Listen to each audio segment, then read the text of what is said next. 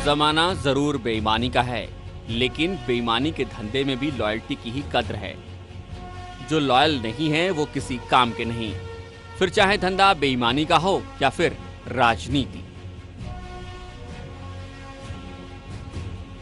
कहते भी हैं कि लॉयल्टी में बड़ी ताकत होती है। अपने काम के प्रति हमेशा लॉयल रहो।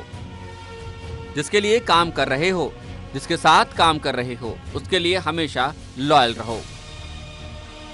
देर सबेर लॉयल्टी का इनाम आपको जरूर मिलेगा। लेकिन जरा सोचो, तब किसी पर क्या गुजरती होगी जब लॉयल रहने के बाद आपको किनारे कर दिया जाए।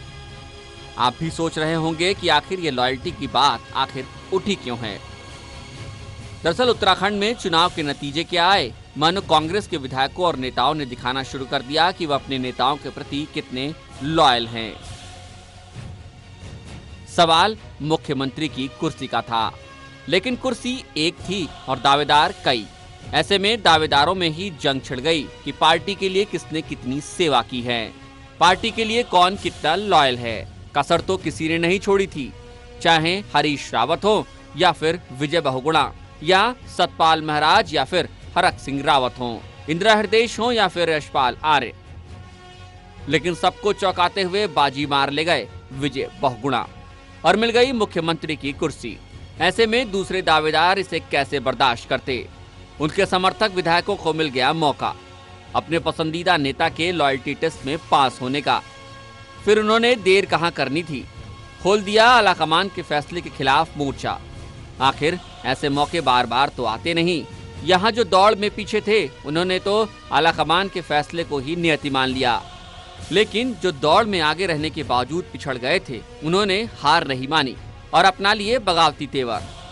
आलाकमान पर फैसला बदलने के लिए खूब जोर डाला, लेकिन जब लगा कि दाल नहीं गलने वाली तो समझौता का रास्ता तो था ही। कुर्सी न मिली न सही, समझौते के बहाने कुछ तो हाथ लगेगा। सीधा मतलब है, भागते भूत की लगोटी ही सही। चुनाव में खंडित जनादेश मिला था। निर्दलीय, यूकेटीपी और बीएसपी विधायकों के समर्थन की बैसाखी से सरकार खड़ी है, तो 10 जनपद भी बेबस था। समझौते के बिंदुओं पर लगा दी मुहर। अब समझौते के बहाने हरीश रावत एंड कंपनी को तो मिल गई सरकार में बड़ी हिस्सेदारी, लेकिन जो बहुगुणा के लॉयल रहे, पार्टी के लॉयल रहे, वे रह गए खाली हाथ।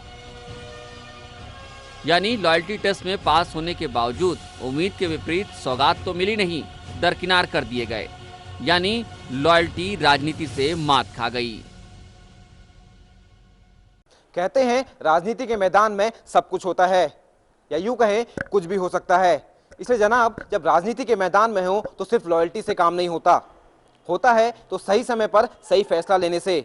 इसलिए मौका देखो और चौका मारो, और जब लड़ाई कुर्सी की हो तो फिर लॉयल्टी से काम नहीं चलता। कैमरामैन प्रदीप बिष्ट के साथ दीपक तिवारी, नेटवर्क 10 न्यूज, देहरादून।